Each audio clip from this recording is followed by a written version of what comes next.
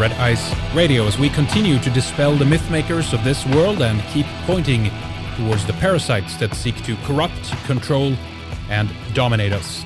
Welcome, ladies and gentlemen. RedIceCreations.com is the website. I'm Henrik, and we are glad, as always, to have you along with us today. We have an important topic for you, the Irish Holocaust. The what? I've never heard about that. Well, exactly. That's just it. It seems that only some atrocities deserve worldwide attention, with museums, monuments, and memorials erected in basically every major city around the globe, with accompanying movies, TV programs, and specials dedicated to the subject, virtually blanketing all the other atrocities in this world, having them largely go unnoticed. This is, of course, due to the control of the media, the old media, the dying media. Well, this is a very important story, and we have with us Chris Fogarty to talk more about the Irish Holocaust. He was raised on a farm in Ireland where he worked the land with his father and later went on to reside in the US. Mr. Fogarty has been a regular columnist for the past 19 years in Irish American news and is a citizen investigator of Chicago aldermanic crime. He is the author of Ireland, 1845 to 1850, the Perfect Holocaust, and who kept it, quote, perfect, unquote. Well, Chris has been running the website irishholocaust.org for many years now, and this is a story we never hear about. It's a very important topic, and we're very glad to finally have him with us on the program. Hey, Mr. Fogarty, welcome to the program. Thank you so much for coming on. It's great to have you.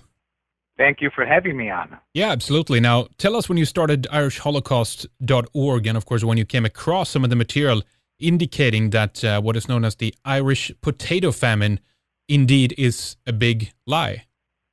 Well, it's been pretty rough. I was doing my paternal grandfather's biography in the Public Record Office at the time, now outside London, in Kew, outside London in Surrey. And now it's called, by the way, the National Archives. But in any event, while going through his records, and he was a British soldier, I'm now embarrassed. I've learned to be embarrassed to say, but he was a member of the 40th Regiment of Foot that when he was a child of 5, 6, 7, 8, 9 years of age and 10, was removing the food from South County Galway. And I said, this is really strange. I always thought that it was a failure of a crop that was grown throughout the country, the failure of the only crop they lived on, and that they died as a consequence. And so I examined further, and I found that more than half of Britain's Empire Army at the time were in Ireland removing the food at gunpoint. That was completely new to me. And so I put the word out a little bit and got a lot of negatives back from the British government, the Irish government. The FBI raided us a number of times, locked up my wife and me on charges that we proved 15 months later were fabricated. So there's a major effort to keep this particular genocide covered up. But why did the FBI get involved in this? Did you just looking into history here? What people did you approach to try to get answers here? Why did this happen? Well, I went to the Irish consulate and I went to the British consulate and I went through a bunch of books and talked to a lot of professors, and I found it was almost universal. They insisted that nothing should be looked at here, that there was nothing to see here. Right. And so you see, in Ireland, even to this day, anyone who wants to talk about this completely covered up genocide are smeared as being Republican. And Republican now is a new word for terrorist. Sure. Despite, by the way, despite the readily available homicide records that shows that the British are now and always have been the main terrorists. But that doesn't. But the news media are so corrupt that the people in Ireland itself, in the Republic, not in the North, they know there because they've been in it, but in the Republic, the majority of the population believe that the IRA are terrorists. They've been led to believe that, and that's a shame. Yeah, maybe we can talk about some of the what's going on today a little bit later, some of the media and perception and why people are reluctant not to talk about it, etc. But let's go back in time here a little bit then and talk a little bit about the precursor. The period we're focusing on here is around 1845 to 1850. But let me ask you first, what was the precursor? What enabled this to occur? What was the reasoning behind this, do you think? Yes, there was an invasion of Ireland, and the British completely took over the country. Some 95% of the land of Ireland was claimed and operated by British so-called owners. They extracted from Ireland at the time all the goods that was therein. And at the time, most of those goods were the energy of the people and the fertility of the soil. And so they removed essentially all of Ireland's produce every year into the European market for sale. They used the British Army all those earlier years also. And in fact, a wonderful British MP, William Cobbett, C-O-B-B-E-T-T, in the early 1830s, visited Ireland.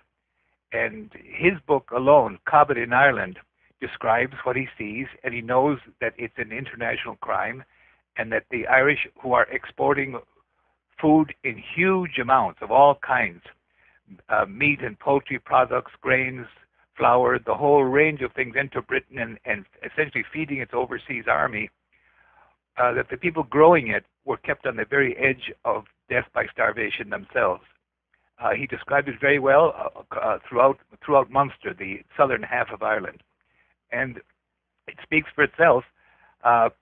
We have the landing, the London Times of the Times newspaper lists the landings of Irish food in England and Britain all those years, and right through the so-called famine of Ireland, the Holocaust, and that never stopped. In fact, it increased when the people became hungry. They wiped out about half of the indigenous Irish population, and that was done largely in it. My book that has just come out there, I think you might have the cover of it, is the first time published since the 1870s. The political power of the landlords, of the British landlords in Ireland, they were the ones who created the laws that gave themselves Ireland's food. They created the laws that sent in the British Army into Ireland to remove the food at gunpoint to their vast wealth. They lived like Rajas at the time. The big house across Ireland to this day, and castles were the landlords' houses. They typically had 20 or 30 or 50,000 acres. One had nearly 200,000 acres, and they extracted through their British Army and other forces everything grown thereupon. There was no army of British or English spalpeens, agricultural harvesters and planters going into Ireland every year to plant and harvest those crops. That was all the brains and the work of the Irish people, but they were robbed of it, and that robbery went on for centuries. Let's talk a little bit about the destruction here of an ancient culture like Ireland, and the fact that this is done, on the European continent as well. The very aspect that they had a very long-standing conflict with the Irish as well, something that's not widely known. But what's shocking here to me is the food removal regiments. And so did the British see this as an attempt to extract wealth from Ireland, ultimately to feed other people, themselves perhaps? Or is there something more behind it? Is there something more that they were seeking to destroy the Irish for some reason? Yeah, they were seeking to destroy because, for example, I think it was Nassau Senior, an economics advisor to Queen Victoria at the time, said that an Irishman will soon be as rare upon the banks of the Shannon as the redskin on the banks of the Manhattan. There is no Manhattan River, but that's what he said anyways. And so that was the intention. That was what they were hoping for. And they won't admit that today. The lie continues. Tony Blair, some 10 years ago, continued the lie when he so-called apologized. He said that Britain had stood by while the Irish starved to death. And sending in more than half of your empire army into Ireland to perpetrate that genocide is not standing by. That's a shocking lie. And what's more, the Irish government and most of the news media spokespeople praised him for accepting that so-called responsibility on the part of his nation. Right, yeah. Now, let's talk about the official story here a little bit, then, what people hear. The, potato blight, it's a horrible disease that struck you know. But how does this story get started? What's the official story? And let's break that down and why you say that that's lies. Well, on November 3rd, 1845, a 22-man delegation of Irish indigenous people went to the British Viceroy in Dublin, Lord Heytesbury. They begged him to stop the food removal, that people were starting to die of starvation. And he listened to them briefly and then read to them from a paper about potatoes and potato blight, and then which he poo-pooed, which he disparaged, and then sent them away. So two things happened on that day: the official beginning of that genocide and the beginning of the potato famine lie. The potato crop did fail, but that was only one crop. It'd be about as significant as pizza pie disappearing from American cities. Right. It just would not make any terrible difference. Now, the fact that the English landlords in Ireland had told the Irish people the non-existent potatoes are exclusively yours. That is your exclusive claim on us. We're taking everything else you're growing. That was done. So, but now they're saying that the Irish relied upon the potato. Could it be reasonably said that people who grow beef and mutton and pork and poultry and milk the cows and make butter and plant and sow wheat and oats and barley and rye, why would those who grow all that be said to rely on one crop only? Right. I was in precursor to the show here, reading a little bit more about this. I was curious, trying to find out some of the numbers here, and I think it was on potato.ie that it says that in 1845, 2,516,000 acres were tilled with potatoes in Ireland. This fell to just 1 million acres in 1846 and to a much reduced 248,000 acres in 1847. Now, do you know if that's true? Is that made up, or what's the score there with the potatoes then? If there's any connection to academia or to official figures of government, it's almost certainly a lie. The most truthful writer about this, Cecil Woodham Smith, in her The Great Hunger, Ireland 1845-18, The Great Hunger, she wrote throughout her book, and I point out her 12 major lies, while she, for the first time in history, she named 13 of the food removal regiments and the conditions under which they were removing the food. For that, she was smeared for the next 2 or 3 decades. She went through an unbelievable smearing campaign by British and Irish academia. But she wrote that there was not a green field from Cape Clear to Malin Head, which is nonsense, because only one crop failed, and the notion that all crops failed and that grass even stopped growing is just beyond, it's just wild, just crazy. But the lies continue. Christine Keneally she's the main big lie operative today. She continues to cover up, though she's moving.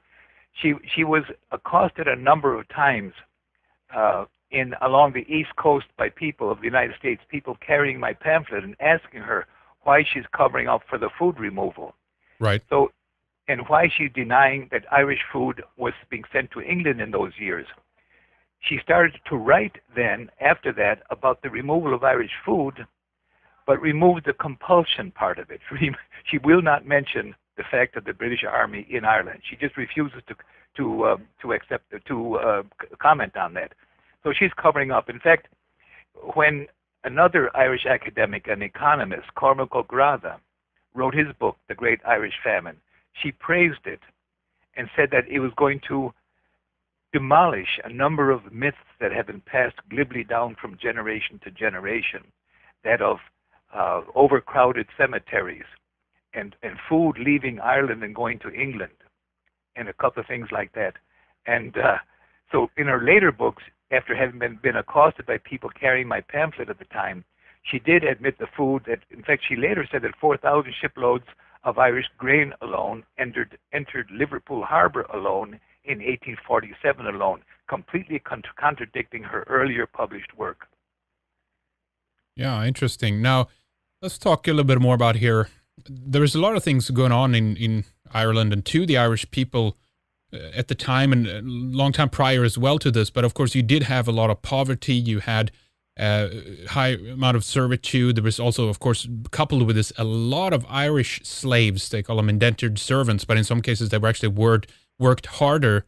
They were worked to death in some cases because many people didn't pay for these slaves as they did with other slaves, like with black slaves, for example, and they were therefore more highly valued. But Irish people that were taken off the streets were actually taken there by force and worked to death during a 5 to 7 year period. But, you know, they say, I wasn't getting into the poverty issue here, that, you know, sometimes between, you know, the 1600s to the 1800s, the potato was brought into Ireland, and at some point they said it became the staple food.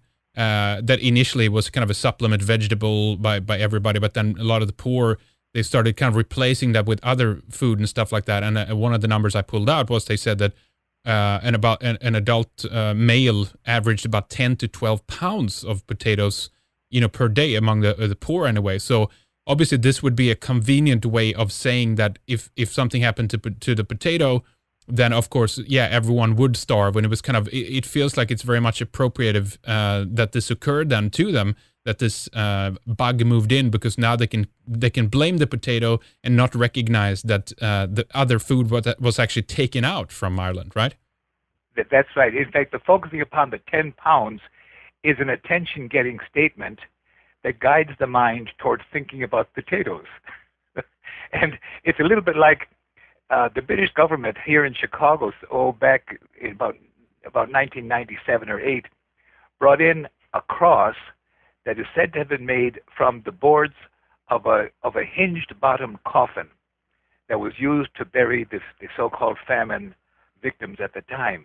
And so by bringing in this cross and turning it into a kind of a revered icon, and by the way, shown around Catholic churches here in Chicago and other Catholic churches across the country, the icon or the image becomes that of a cross and the sad case of the deaths of the people.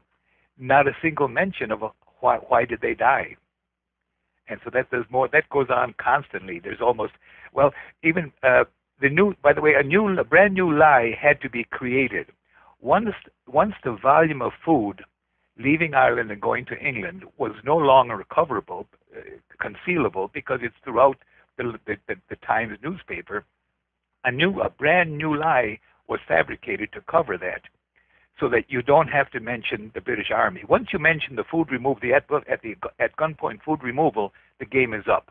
Then there's no longer famine. Then it's obviously genocide. Mm-hmm. So to keep the lie going, they have developed a brand new one to buttress it, and that is that it was the rich Irish starving the poor Irish.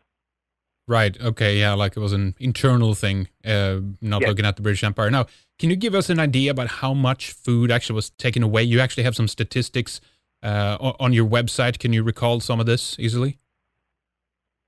I can't. It's beyond count. It's probably 10 million head of cattle and many millions of head of sheep, and the pigs went out both in brine, both butchered and live. It was a complete torrent. The only word to use for that is a torrent of food left out, uncountable amounts. It's there. After I went through enough of Times's reports, very, very, very lengthy reports of landings in London and Liverpool and Bristol and other places of Irish food, I didn't bother collecting too many of them because they all say the same thing. And so I focused more upon where in Ireland the food removal regiments were, and the lies told even at that time. On the other hand, Tim Pat Coogan wrote a book last year, 2 years ago, entitled The Famine Plot, in which, to make his case that it was a genocide, he cites the correspondence of the bureaucrats, the English bureaucrats in Ireland at that time. And he makes his case to the extent that the ill will of the bureaucracy can be considered enough to wipe out 5.2 million people. I don't think it can. It tends to corroborate what later happened, but it doesn't prove what happened. Now, let me ask you about, well, I guess I want to reiterate as well. I think you said on the website about 40 to 70 shiploads per day was removed Yes, at gunpoint by about 12,000 British constables, reinforced, of course, by the British militia, battleships, other yes. vessels, Coast Guard, etc. That's an awful lot of British troops that was in the country at the time. Then I think around 200,000 British troops were involved in this. Approximately that amount, but they were not all in the country at the same time. That statement of mine that I wrote could be a little misleading. It's important to note about 200,000 British troops participated in the genocide of Ireland, but not from the beginning to the end. Okay. They came and went. Right. Right. The constables were there at all times, uh, maxing out at 12,900, between 12,500 and 12,900. And the militia were there at all times, and they did their deadly work. And it was only when the two forces combined, well, the first force to remove the food were the constables. When they ran into trouble, they summoned the local militia. When the two of them together were having trouble removing the food, they summoned the nearest British Army detachment, and the British Army never failed to remove the food. Yeah, I mean, you talk about, you have one section on your website where you go into the idea that this was, of course, official, British intent, that there was a number of people talking about this. A lot of it had to do with British, claim and ownership of Irish lands as well, that they wanted to try to gain control of Ireland. Was this just kind of a part of an expansion phase, do you think, of the British Empire itself? Or again, was there a deeper rooted resentment for the Irish people for some reason? I've always wondered about that. I mean, you had books coming out called, The Irish Question and things like that, and like they were needed to deal with this problem. Have you researched anything of what was the backdrop of that? What was the reason for that? Well, it was bad enough prior to the Reformation, but the Reformation gave another faith-based reason to consider the Irish subhuman, that they were Catholics.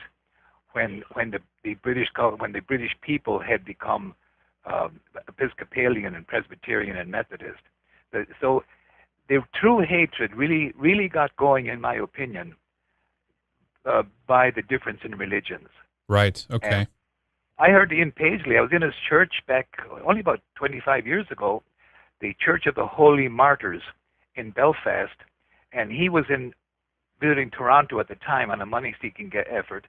But a Reverend John Wiley or Kiley spoke in his place. And he had people, he said, turn to your Bible, look at Nehemiah in your Bible. And people were reading. I was astonished. It referred to the dangerous times in the province and the terrible state to which the province had fallen. And that's in the Bible. And he says, and when the good Lord wrote province, he was talking about Northern Ireland. So he says, when you leave here today, he says, get up off your feet, he says, get off of your seats, he says, and get out there, he says, and wipe off the face of the earth, that God-cursed system of Romism. And he says, if you're old or if you're sick, he says, get someone to do it for you. Right. So that was in a church, that was just 25 years ago, or 20 years, sometime around Sure. there. Well, exactly. So, I mean, the battles in Ireland has been, specifically Northern Ireland, has been horrendous between the different religious factions, Well, it was the same earlier on, and the British. I don't refer to them so much as Protestants as much as I do British, because that is what they get their power. They get their moral power, if you want to call it that, the incentive from their religion, but they get their firepower from civic sources, from national sources. And it's important here to say, to counter that new lie, because it is really spreading, that it was the rich Irish starving the poor Irish. Between 1900 and 1910, the British government forced its landlords in Ireland out of the country. It bought them out, left them no option. They had to accept. It bought them out, repatriated them to England, or they went on their own accord, those who weren't living in England already. And the land of Ireland was redistributed to its producers, to the land tillers. So that Ireland today is the most well-distributed nation in Europe regarding land ownership. But that happened, all of it, between 1900 and 1910. Right, yeah. And my father was still paying, along with all of his neighbors, and I suppose the rest of the country, annual rents to amortize the above market sums that were paid to the old English landlords between 1900 and 1910. Mm-hmm. And they were paying that up through the 1960s. Wow. Ireland only became semi-prosperous after that annual leaching of all of the agricultural profit of Ireland, right, out of Ireland to England, all the way up into the mid-1960s. Yeah, it's amazing how long that is drawn out in that capacity, how victims are forced to, pay in that regard and continue to be indebted to some of the other countries that defeated them, if you will. But let's talk about the toll of the Holocaust. This is an interesting question here. How many people died? You've done some of the math on this. You've tried to look at the population statistics at the time and how many were left after all of this was said and done. Talk about the numbers a little bit. Yes. First of all, it must be recognized that the people who were taking the censuses in those years were the constabulary. They were English-led. All the officers, the ranking officers, were all English. And so the people were scared to death of them and would flee them. And they were the first force going in there, and they carried carbines. And all those years they carried carbines, not just billy clubs, but carbines. And so the people feared them, and the notion that they would also then count the people is really bizarre. So there's good reason to believe, according to some recounts that were made by a captain, name doesn't come to me now, down in Clare, that and Cecil Woodham Smith in her book said that the undercount was about 1/3 in 1841, and so it seems that it was between 12 and 13 million people in the country at the time. When it was over, there was 5 point some million, and I must say I'm a little weak now on these figures, but the figures I came up with at the time was about 5.2 million.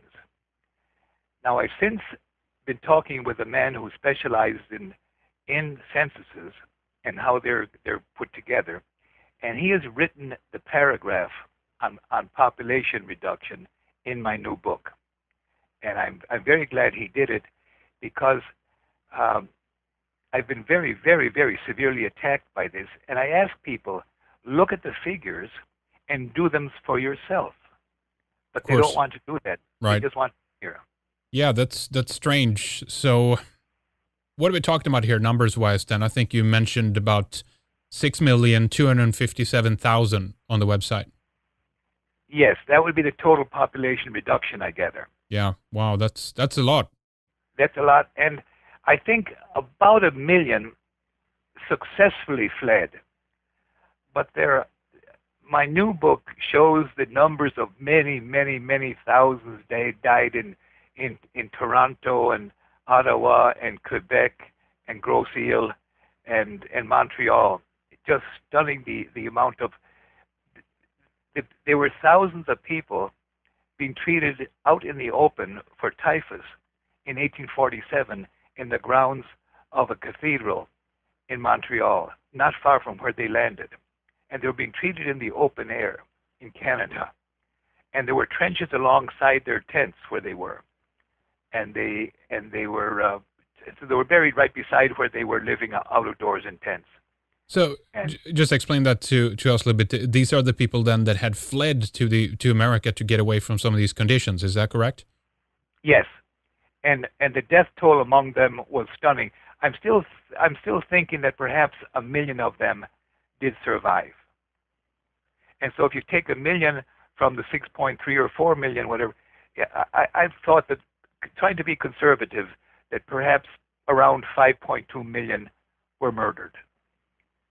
And of course, this creates an awful lot of bodies, skeleton, archaeological finds. Let's talk now then about the map that you have on your website that details this, which shows the mass graves. 6 million people. That's an awful lot of bodies, and of course, you'll have a lot of proof for this once you begin to dig into the ground, right? So, tell us about the maps and how widely distributed this was. Well, they were buried in piles, you see. It's not as if they were each given a separate grave. They were buried in piles. And it's just... and the number of mass graves I show on that map is something like 170 or so, something like that, across Ireland. The number is probably more than 10 times that, maybe even 20 times that. The mass grave where my wife and I put up a memorial back in 2000 is not on that map, in Ballyglass, Ballymoe, County Galway. Okay, yeah. Where a village was wiped off the face of the earth. But they were not given Christian burial. They were buried as far away from the cemetery, but in the opposite direction, across fences. They were buried in the bog where the digging was easy, and that's where they were buried. And we put up a memorial at that mass grave. And the only reason we know it's a mass grave is that the farmer, when he was given that new land as a land grant, or to be paid for over nearly 100 years, for 50-some years, on his first spring on that land, he ran his plow into a mass grave. The bodies were so thick there, and the area was so large, that he didn't, instead of exhuming them and giving them a Christian burial, which they would have done if the numbers were smaller, he just left that there and never plowed that field again, even though it was the optimum field for tillage. That field, wow. to this day, that field had never been tilled. All the sites that you have marked, and of course we're going to have this linked up on our website so people can look at this image now as we speak and talk about this. And of course you show the British regiments that of course are also close to a lot of these mass graves, right, in these different, different counties here. But have all of these sites that you mark been confirmed? How did you come to this conclusion? How did you put the cross marking the mass grave on the map, Chris? By driving around Ireland and asking the local people, and where's the local mass grave? And in the towns, the majority of those mass graves were workhouses, in each of them thousands of people entered. Very, very few ever left alive. And so the majority of those mass graves, those crosses, are where workhouses were. And in fact, even though about 5 or 6 of those crosses are on sites where the workhouse was not built until 1850, I still included it because the killing had not all ended in 1850. Right. It had, so I left them there. But that is only the number of crosses you see there are only a taste, because I've now determined that according to what I've discovered since then, in areas of fertile ground, the mass graves are typically a mile or 2 apart, a double carry. In other words, carry from each direction. And so that'd be more than 3,000 mass graves in Ireland. And of course, then there are all kinds of scattered people. People died in 1s and 2s, and sure, and yeah. No one ever knew that they were there. Maybe they're just forgotten bodies that were because at a position like that, when people are starving, as they were in Ukraine, right? The Holodomor is one of these other instigated mass famines in the Ukraine. You, of course, people are unable to, unfortunately, help others. They're, it's kind of pushing the complete reset button on a country, because no one is going to know anything after this is said and done. It's like a clean slate almost. And the British, of course, took advantage of this and could take control of the country after this, That's what happened. And by the way, that's what ended the Irish language in Ireland. The people who died were almost entirely Irish-speaking, monolingually Irish-speaking. And so that's pretty much wiped out the Irish language. It's Gaelic you're talking about? Yes. Yeah. And so that pretty much ended that. In our part of where we had our little farm in County Roscommon, on the east side of town, the land is very good, and is good all the way to Strokestown and Roscommon Town. And in that area, there were essentially no Irish except minders of cattle and horse grooms and gardeners and things like that. The Irish survived actually by living in the areas of bad land, up in the mountains and in the bogs, and just trying to squeeze a living out of some little plot somewhere. And I'm also, this is not a dead certainty, but it seems it's true. On the far side of our town, the last High King of all Ireland, that is to say, his direct descendants, still live. The O'Connor, it's the House of the O'Connor Dunn. 5 families in Ireland were allowed to survive and were not stripped of their legal personhood. 5 families. All the rest were the enemy, to be killed by any English person at will at any time. Any man, woman, or child, except for 5 families, had no legal personhood. Therefore, you couldn't murder them because you can only murder a person, and they were not legally they were not legal persons. And so that's how the country was run for a long time. But on that estate of the O'Connor Dunn, many, many hundreds of families survived on 2 and 3 acres all those years, and they were later given economically viable holdings of 28 or 30 acres over on our side of the town, Castlereagh town, where they then have been living ever since. But they lived their years of starvation on the little plots of land where they were allowed to live, having been cleansed, completely removed from the rich land where our farm was later set up. Why were 5 families? It's a terribly, terribly sad story, and but in a certain sense, the decision to perpetrate the genocide that was made by a government at that time, to me, is in a sense is less horrifying than that the people of Ireland are too intimidated, too fearful to mention it to this day. Right. That, to me, that is shocking. I'm in touch with a priest. I heard from him last night, and I think he's giving up after having read my book and becoming familiar with the material. He wanted to put a mass grave, a monument over the mass grave nearest to where his mother was born in northwest Mayo. And he's been in touch with the monument maker there, and he's been in touch with his cousins there, and they're too fearful to encourage him or to let it go forward. Really? They're blocking him. And I've been blocked many, many, many times. And by the way, U.S. academia is now involved in that. There was a dig in County Roscommon in a place called Ballykilcline, where the people were evicted off their land in those years and died in huge numbers crossing to the States. But they're told to this day that they grew only one crop, potatoes.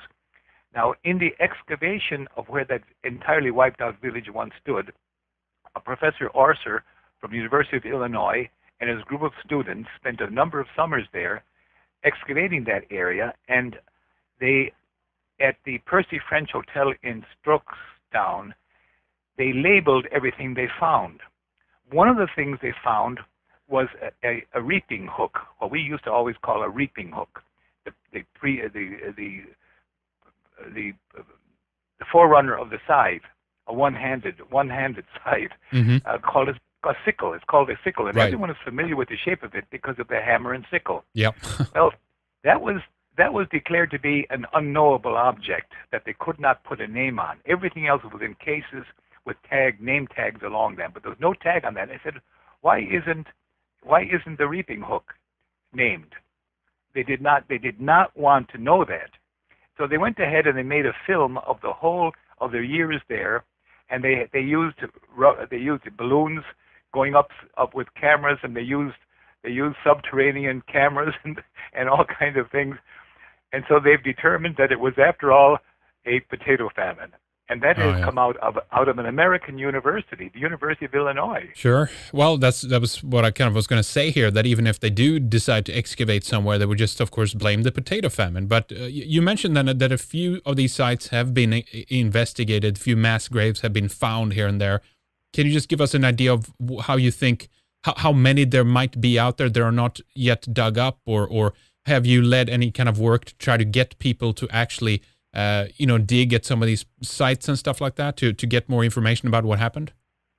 what's happening is that the local people, up until the time I left there, and even more recently, they know where they are, and they'll even quietly whisper about them to their older, to their peers. But I fear that they have not told their youngsters. That's my fear, that this might be the very time when the mass graves of Ireland are being concealed for the last time, that there'll be no need. I'm afraid that's what's going on. And it is just sad beyond word that this is a conspiracy that is being led by Britain, but it is being implemented by the Irish people themselves. And by the way, the people of Ireland, when we put up the two memorials, it attracted a lot of attention, and 4 different groups came to us, present at the inauguration, consecration of that one memorial of the murdered Listonbiniya village. They told us about their own mass graves, and if we could get involved, they couldn't do it themselves because it's too dangerous.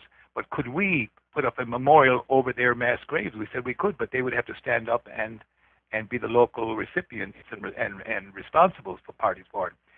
Well, it turns out that one of them was near that Ballykilcline group, and that couple participated later in that particular cover-up. Another one is in Ahildotia, Kilkill, Bantry, County Cork, and they don't want to do anything. And so we've learned to our sadness that people are too afraid. Now, these people were very anxious to do it themselves, but they have found that their betters, quote, betters, unquote, are opposed. And Ireland is very much, it remains from its old English days, a very class-ridden society, and people are very afraid of their, quote, betters, unquote. One group that was present that day from the nearby, only about 2 miles away, Kilbegnet, there's a mass grave there outside a cemetery wall. And they told me about it. I went to see it. And they wanted me to put up a memorial over that mass grave outside the consecrated ground. I agreed to do it. And meanwhile, someone must have told the parish priest, because the bishop got involved, and he made a big show. After 150 years of doing nothing, or 160 years, he had the wall expanded to include that mass grave area, the so-called Famine ground, and he called it the inclusion of the unbaptized children into the consecrated ground, because Catholic Church theology has changed. It now regrets having declared unbaptized children to be in limbo to eternity, to never see the face of God for eternity. So they've abandoned that. Now they're saying that that particular part of Catholic thinking is no longer appropriate. But they expanded the wall. They removed part of the cemetery wall that had stood there for probably 250 years.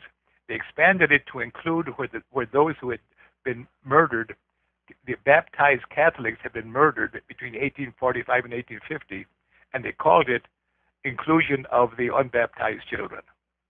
Yeah. Interesting. Now, let's see. Let me ask you here more about. Well, I wanted to preface as well a little bit that this cover-up by that we're talking about here as well is firmly down, of course, by the British establishment. It's not your run-of-the-mill Anglo or Saxon here. We're talking about an elite segment, in some cases even a foreign, when we actually look at the controllers of the British armies at the time and all that kind of thing. But why do you think that they're so afraid to touch the issue today? It's not like the British would rain down on them today. What is it? Psychological? What's at the root of this, do you think? I'm baffled by it, but when I lived in Ireland, to make any kind of progress, well, it was said to get rich you had to have a son of priest and bull your own cows. That is, to keep a bull, and that you get. But I remember that any of the benefits that comes from the community, like tertiary education and government grants and things like that, it's all done by political connection. And if your betters, quote, betters, unquote, do not smile upon you, you're in for a rough go in Ireland. And so that's why I think that they can get you. Otherwise, decent people who do want to honor those who were murdered. They are intimidated, but they're selling out too cheaply, in my opinion, because the worst that can happen is that their local betters will stop smiling at them, and they fear that. Okay. Now they'll also withdraw certain governmental benefits and also scholarships for children and things like that. Maybe it all adds up to something important. Okay. All right. I just wanted to go back because there was something that was unclear that I didn't quite understand. But you mentioned the 5 families that were allowed to live. What was the reason for that? Why were they left alone or allowed to continue? That's a good. Evidently, the British needed them to try and control the rest of the population. Okay. I see. It's all right. I got you. Yeah, that makes sense from a military strategic point of view. So, do you think at all that it might be a side, question and not really fundamentally related, but I'm just curious. As you said, people were speaking Gaelic. Yes, a lot of people had converted to Catholicism, of course, at the time. And there was a struggle between Protestantism and Catholicism in the country. But do you think that there were any, was people in Ireland, they have still to this day a lot of folk tales and story tales. They have a lot of songs and things like that. Do you think that it's possible at the time as well that the people, the native people of Ireland, were still kind of hanging on to their old beliefs from pre-Christian times? No, I think the whole nation had become Christian after Patrick in the year 432. It didn't take long, and they seem to have thriven under Christianity. When the lights went out across Europe, missionaries went out and they founded monasteries in different parts. For example, the Salzburg Cathedral was in it some years ago, and it was built to its current very large footprint by Bishop Fergal from Ireland. He called Fergal the geometer, so he must also have been a map maker or some kind of an engineer. So at that time, Ireland was enlightened, but and at the Reformation, the British came in with bigger guns than ever and decided to wipe out Catholicism. Under Henry VIII had little to do with it, even though he was the agent of the Reformation. But his daughter, Queen Elizabeth I, she was wiping out the population, and followed up by the 2 Jameses and Cromwell. Cromwell issued a law that by May 1st, 1652, any Catholic found east of the Shannon would be shot on sight or sent into slavery down in. He later brought a few shiploads of Irish slaves down to the Caribbean. They called it at the time the Barbados, one of the islands being Barbados, of course. Yeah, and by the way, Chris, I just want to mention that a lot of Irish people were taken there as well, and they were treated horribly later on too, when actually the British pulled out and stuff like that, and a lot of Irish people were actually murdered. There's another section there that many people don't know about, but as I said before, a lot of Irish slaves were taken to various places around the American colonies and the Caribbean and stuff like that. So I thought that was an interesting piece to mention there. Yeah, I've been on Montserrat, where it seemed that there was some kind of maybe a religious quarrel between 2 factions on the islands of St. Kitts and Nevis, and the Irish picked up and moved to Montserrat, and right. But they call them Redshanks at the time. That's right, exactly. They probably died. I would think that they did not thrive, even if they hadn't been bred out by the larger numbers of Africans. I would think that they probably did not thrive due to skin cancer, due to solar radiation. Yeah, well, they were actually treated. I mean, again, this is a very controversial aspect of history, but we don't shy away from that at all. But a lot of them were actually murdered by the time, due to difference. There was an ethnic cleansing, basically, but of Irish this time, and a lot of people don't know that, Yes. Throughout all this, by the way, and I was raised Catholic and have been always inspired by some of the priests and the nuns and the brothers with whom I was associated, who have lived out their faith, doing wonderful works, wonderful self-sacrifice for the larger community. the hierarchical church participated in all of and acquiesced to all of Britain's crimes in Ireland, and that's just, it stuns me to think about it. And some of the payoffs are known. The amount of the payoffs are known. It's just desperately sad. So that the Marist brother who taught me in Castlereagh some years ago, and one of my ex-classmates, I was pushing him very hard to stand up with a few of our ex-buddies, schoolmates, and accept a memorial over one of Castlereagh's 3 or 4 mass graves. And he was trying to avoid it, knowing that there's a social price to pay to do this. And so he took my pamphlet to the brother who taught us all, then retired in Strokestown, and said, "Brother, I'm looking for errors in this. I'll see you in 2 weeks, and you tell me what you find." When he went back 2 weeks later, Brother Enda said, this pamphlet is true in all aspects. And this ex-student said, "Brother, how can you say that when it contradicts everything you taught us in school about the famine?" And Brother Enda replied to me in eternal shame, and that of the government. He said, "I had no choice. I had to teach the curriculum as provided to me by the government." So he lied for 50 years of a teaching career where he did his very best in all other areas. He lied to his students about that part of Irish history. Yeah.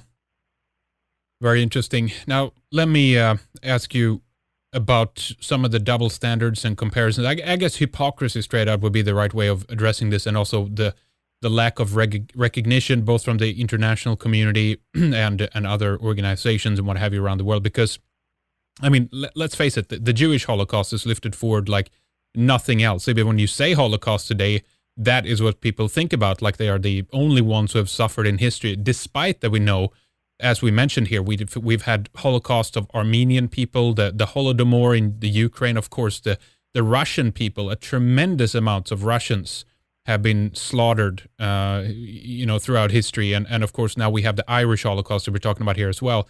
And I find this a tremendous, hypocritical position to take, like that there's, I mean, in Ireland, as you said, there's no, we'll talk about your memorials, what you're working for here in a little bit, but I mean, they have an Irish Jewish, museum that are pushing, the Holocaust in Ireland, and they have a Holocaust Memorial Day. They even have a Holocaust Educational Trust in Ireland about the Jewish people, but nothing of their own. Why is that, yes. Chris?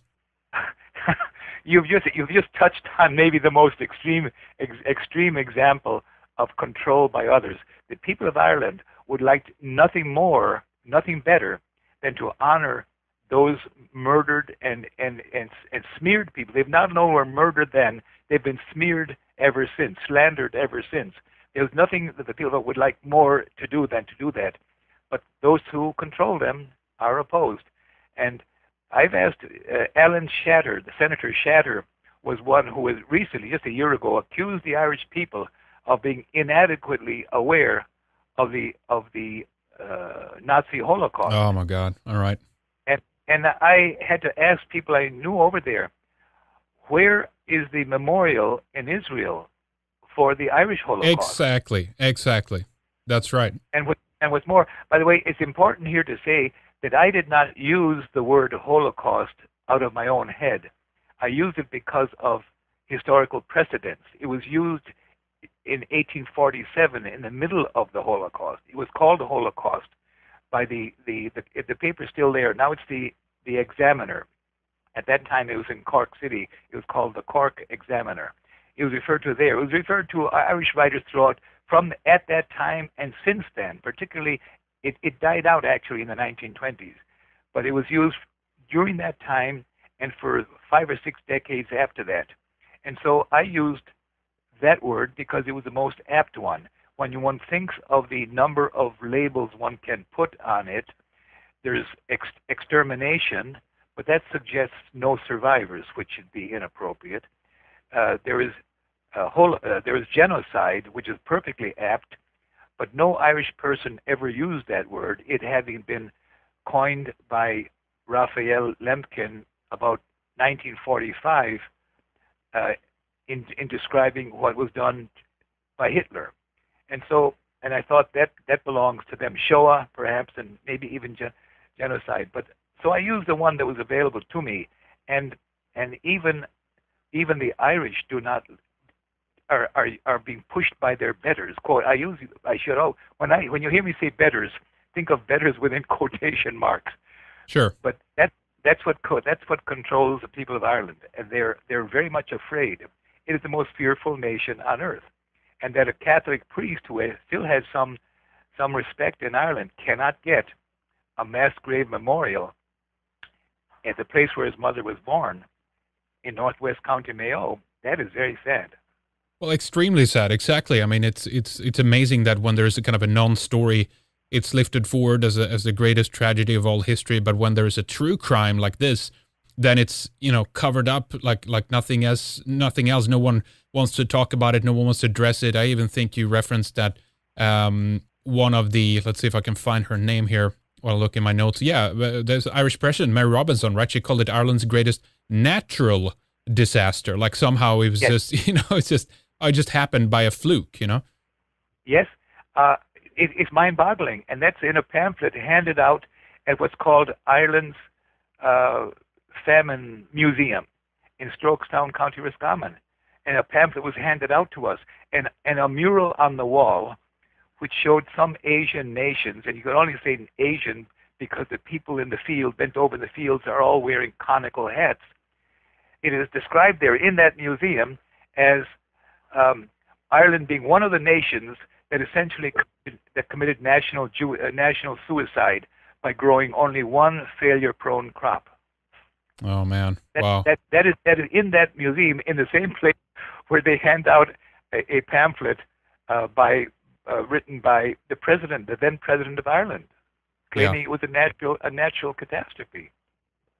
Yeah, it's a tragedy for sure. So what do you think we should do here? Let's talk about what to do and of course, how to help the Irish people commemorate their ancestors and that they should get in a kind of a mode of recognizing this, beginning talking about this and of course not using this as a victim card as so many other groups do in our society today. It's not about that. I think that I'd be wholly against that in terms of politically trying to gain leverage just because you've been victimized historically. Unfortunately, we see way too much of that in these days. But nonetheless, it's about commemoration, recognizing that it occurred, it's a crime, and saying that, let's prevent this from happening in the future, right? Now, let's stop this cycle of genocide that we're seeing all over the place. So you've proposed, of course, getting up monuments and things like that. Tell us what you've been successful in doing so far, Chris. So far, we only got up 2 successfully so far. The next one, I think, is going to be consummated tomorrow, but we were talking about the wording on the monument with the stonemaker exactly a year ago from now, a year earlier. It's taken a year, so there's tremendous foot dragging, but we're finally forcing it. I'd like to say that here's what in chapter 13 of my book calls for. It'll take maybe 30 seconds, but no worries. Number 1, spread the truth. Number 2, excise quote famine, unquote, from our vocabularies regarding Ireland. It offends truth, dishonors the utterer, and constitutes false witness against the murdered millions. 3, politely but promptly correct all, including news media, who continue to refer to Irish quote famine, unquote, bracket, or quote potato famine, close bracket, or their Gaelic synonyms. Boycott institutions that teach Irish quote famine, unquote. Block proposed quote memorials, unquote, that don't name the perpetrating regiments. Install a reverent, truth-telling memorial over the Holocaust mass grave nearest to your ancestral home. Join with relatives and friends to do this. See Exhibits A and 2. On those memorials, do not fail to name the regiment that starved that district. Visit some of the mass graves and ponder the crimes. Observe November 3rd, Irish Holocaust Commemoration Day, annually with appropriate solemnity and respect. Remember that date commemorates 2 official events. 1, the beginning of that Holocaust, and 2, the beginning of the Big Lie famine campaigns. Next, locate and keep a register of all mass graves of Ireland's Holocaust. There is some evidence that in areas of fertile soil, those of denser populations, the mass graves are roughly a mile or 2 apart. Thus, there are probably more than 3,000 of what can be considered mass graves in Ireland. For now, contact me, fogartyc@att.net, with their precise addresses for registration. Means must be developed to ensure accuracy. And the final one is work to permanently preclude government policies of genocide. This will be partly accomplished by ending the cover-up of Ireland's Holocaust of 1845-1850. Yeah. So, of course, making some of these, sites, setting up, monuments, memorializing the starvation, of course, the mass graves and what have you. What are some of the areas that you'd like to see some work being done? And also, is there anybody in Ireland at this point that is helping you with this and think that this is a good suggestion of doing something like this? Yes, you see, the majority, in fact, almost everybody in Ireland wants this to happen. They're just terrorized by their leaders. Alan Shatter, imagine a well welcomed and respected Jew living in Ireland accuses the people of Ireland of not being sufficiently attentive to the Shoah, to the Jewish Holocaust. It's amazing. Yeah. And he seemed to carry the day. The Catholic Church, it's a very delicate subject with the Catholic hierarchy because perhaps the vast majority of the people were not given Christian burials at the time. Now, at a certain stage, in a very short time, the sheer numbers overwhelmed all possibility for ritual. So it can't all be at all by any means held against them. But it's my understanding that before the numbers dying became very large, that the hierarchy did not want to consider these were people with possibility for eternal life, that they were just not given Christian burials and were not permitted to be buried in consecrated ground. So that's another matter. The Catholic Church might have their own reason for trying to keep a lid on this. Now, let me ask you if there's anything else that we haven't talked about here so far when it comes to the Irish Holocaust, and if there's any other components to it that you think we should mention to our audience here. I really thank you for having allowed me this time. There probably is, and I must say I'm just not able to think of what we possibly missed at this stage. 5 minutes after this is over, I'll think of 4 or 5 things. But so far, I think you've covered the ground. In fact, it has never been, so in my memory, it has never been as well covered publicly as you have done this evening. Well, that's really good. I'm glad to hear that. Glad we've been able to bring, shine a light on, of course, on this very dark area of history. But I wanted to ask you about something else. We're going to wrap up here in a little bit. I think we've covered most of what we wanted to do here in one segment today, Chris. Of course, it's an important story and more work should and can be done on it. But you also have the main website we've been talking about, of course, is irishholocaust.org. And I want you to mention your book in a little bit like this later, too. We'll talk more about that, where people can get copies and all that. But you have another website called terrorism.ireland.org. And I just quickly wanted to ask you a little bit about that and ask you in terms of your view on the IRA. And of course, we've been looking into some of the things in the past, actually, about how some of the British were actually, entrapment operations and things like that. I forget the actually one of the organizations now, it'll come to me in a minute, that actually was found on a couple of instances to actually plant and blow up bombs themselves to be able to blame it on the IRA. I think it was the Research Unity Group or something like that, the RUA or something. But what's your view on the IRA? I think they're part of Ireland's honorable history. There have been, I think, a few among them who have not lived up to that honorable avoidance of civilian killings, but their record speaks for itself. I was in the American Army. The record of my unit is not nearly as good as that of the IRA. So this notion that the IRA are terrorists, that's one more part of the lie, and it's a shame. Yeah, the group I was thinking about is the Force Research Unit. I mentioned wrong there, but that they've actually been. I recommend people Googling that and look into that, because it actually shows quite a bit of how they nestled their way into there, and of course a lot of false flag operations is associated with that. But we'll save that for another time. It's a huge subject, of course, of how unfortunately a kind of a civil war type scenario has been going on in Ireland for many years. How are things today, though? Have you been back recently? I visited Ireland, there was a few years ago now, and things seem to have calmed down on that front a little bit. How are things there today? They're a lot better. A woman stayed with us here last year from Derry, she and her husband, new husband, and she favors the current sellout, that is, say, the surrender of the 6 counties to Britain. It was disputed territory until the Good Friday Agreement. That called for a sign-over, a change of the Ireland's constitution, Articles 2 and 3, which laid permanent claim to the whole island. So it was signed over to the British. She said she lived in terror, never knew when she would die. Her husband was in prison, and the British soldiers used to come into her house twice a year, tear down the ceilings, rip up the floors, rip the kitchen cabinets off the walls, and go away, and then come back and do the same thing 6 months. And so she said that doesn't happen anymore.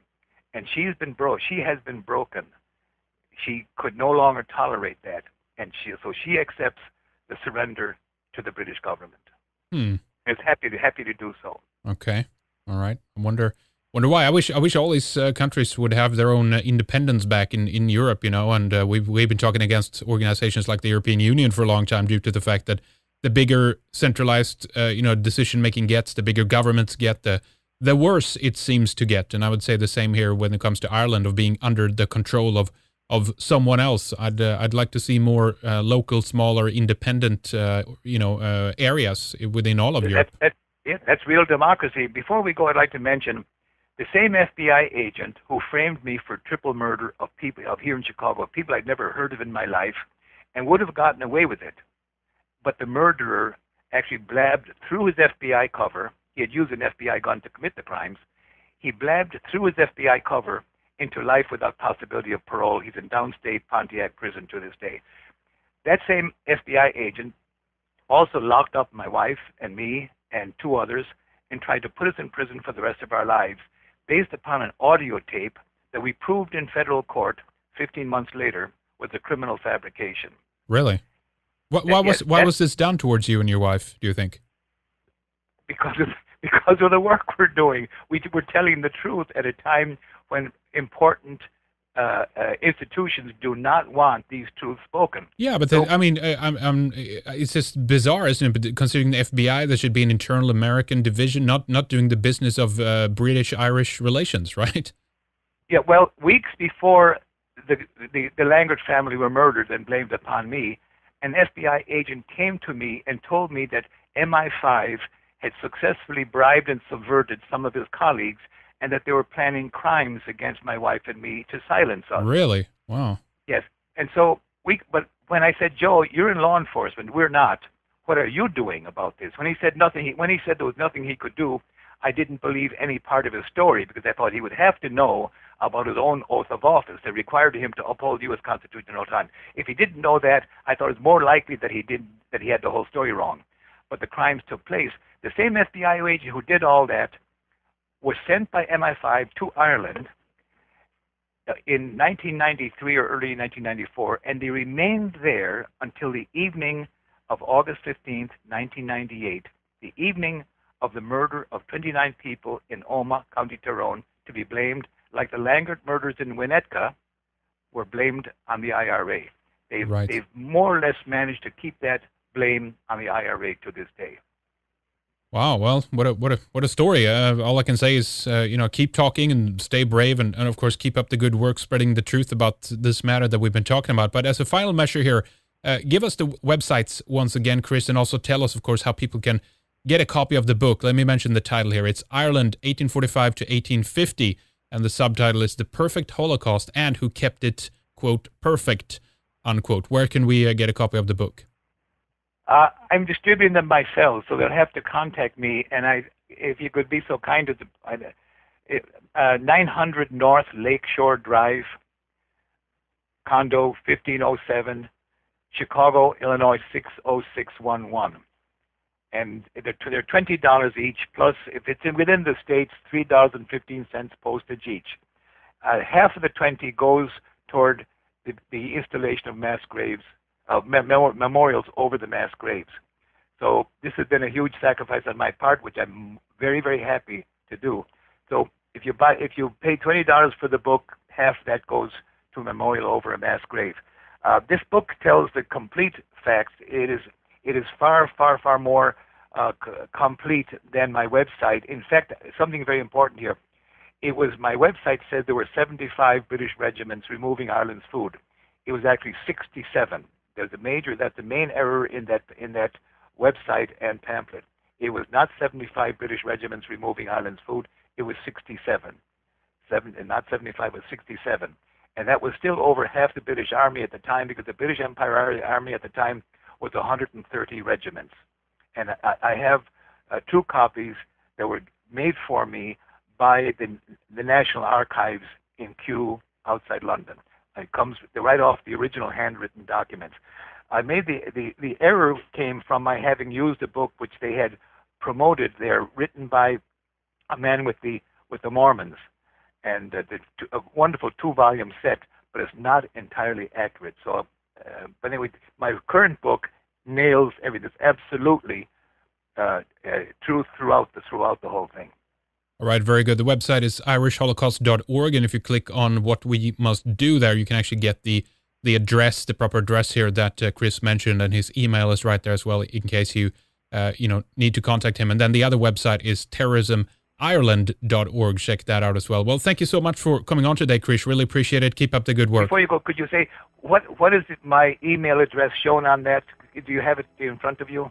Yeah, the email is fogartyc@att.net. So it's att.net. That's the email on the website right now. Thank you very much. That is correct. Thank you so very, very much. New things to learn, new things to discover. There's just so much out there that we don't know about. Isn't it amazing? Well, we have much more coming, ladies and gentlemen, in just a few days. So please stay tuned. In the meantime, we direct you to redicemembers.com, our members' website, for much more, our entire archive. We have well over 900 programs on a lot of different topics, a lot for you to enjoy and learn more from. So do take a look in our archives. We have upcoming Nick Callister, Mike King, John Friend, Sally Fallon, and Gilad Atzman, to name a few. For now, I say thank you for listening, ladies and gentlemen. As always, great to have you with us. But please spread the word, tell the story, and of course, time to start organizing and lead, or find someone who can. Time to get brave and get it done. We'll talk to you soon.